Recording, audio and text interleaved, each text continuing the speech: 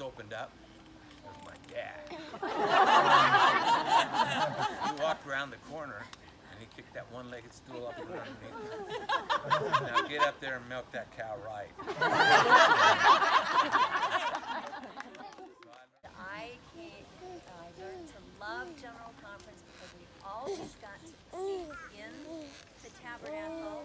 We would get up at 4 in the morning and go stand and wait outside the Temple Square, and then they would open the gates at 5, so then we could go in, and then we would stand in line outside the tabernacle and wait for them to open the gates to go inside the tabernacle at 6, and then we'd go inside the tabernacle, and then we'd sit there and wait until the session started at 10 o'clock, and then we would sit there and for 2 hours for General Conference, and then we didn't want to lose our places, so we would sit for, after conference would be from 10 until 12, and then I would sit there and save our seat from 12 to 2 when the afternoon session would begin, and then that's how we would spend our day, and that always was really special to me because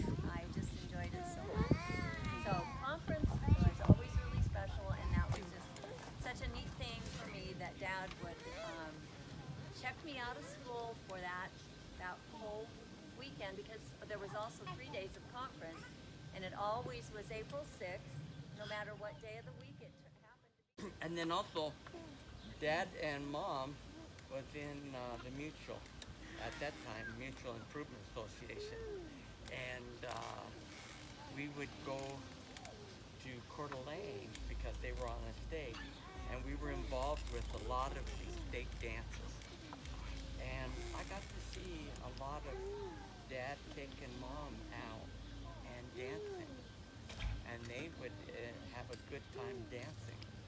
So that brings a lot of memories about my dad always being a gentleman and asking Mom to dance. So, appreciate that. And one of the things that I learned during that experience was how important it was to follow specific, detailed instructions. If it says that it needs to be 113 inches wide, you had to have it that. 112 wasn't good enough, or 115 wasn't good enough. And I can remember in that process, one of the times when we loaded one up on the trailer to pull it out to go through the gate of the brig, and it was just a little bit too wide, and we had to take it back in. Some of them, said, well, we can take a crowbar or hammer it or whatever, And Grandpa said, no, we have to build it perfect. This is for the church encampment, Boy Scout encampment. And there was going to be, I can't remember if it was 20,000 or 15,000 or what it was, but there was going to be a lot of them. And so anyway, we worked really hard, and so I learned working hard and constant, and that you work a full 8 hours, and we didn't take breaks. We just broke for lunch, which reminded me of another one of one of the aunt boys that worked up at the mill with Grandpa, and he was working right with Grandpa, and he says, well, it's break time. And Grandpa says, you got your break when you were hired here. Get your hammer and let's get to work. So, but anyway, being able to work with Grandpa for all those times, and many times for years, I got to go to work with him, and learning how to work as hard as you can, putting your best effort forward, and that really stuck to me. And in all that you do in life, if you always do the very best you can, then you'll end up with a lot of good things in your life. So that's what I learned. Do a real quick one. When I was little, my dad had the cows, and they milked the cows, and there was lots of milk. We'd have glass jugs, gallon jugs that they'd put the milk in, and I was putting the milk away, and it just wouldn't quite fit. But those gallon jugs, it was so close, so I pushed the door, and all of it broke. And it was a really old refrigerator, and it seeped down the sides of the refrigerator into the insulation, and it was really smelly at our house. So Grandpa decided we would get a brand new fridge.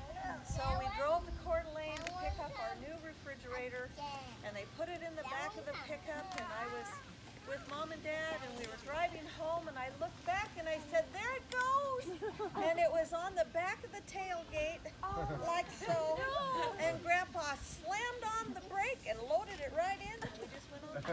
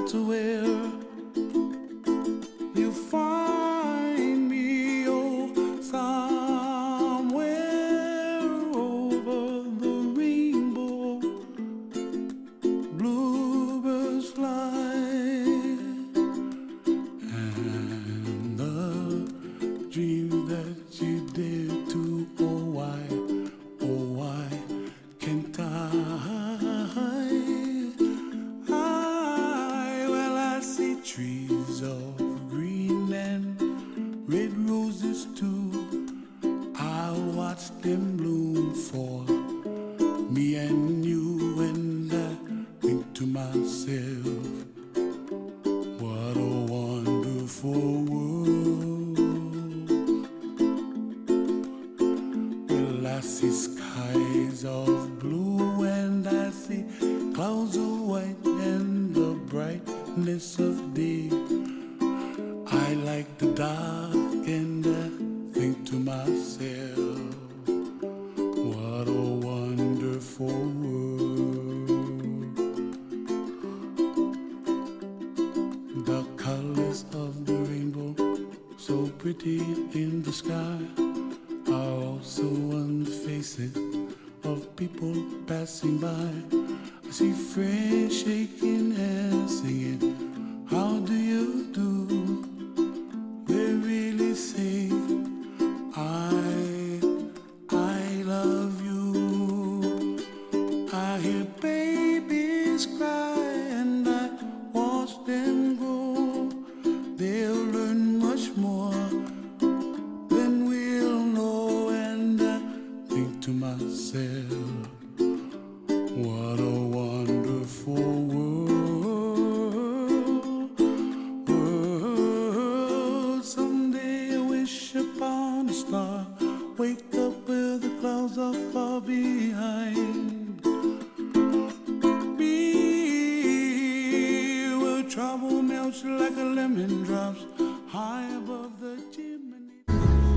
On a lay by moonlight,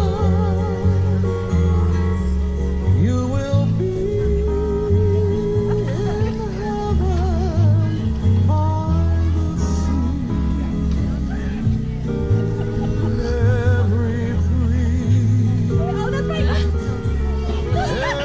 wind will whisper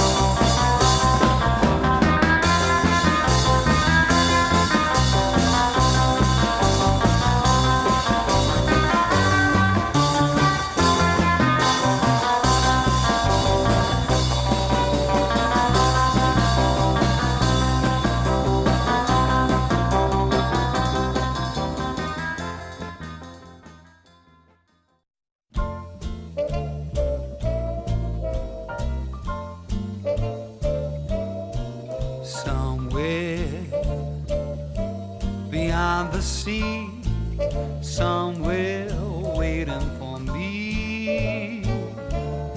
My lover stands on golden sands and watches the ships that go sailing.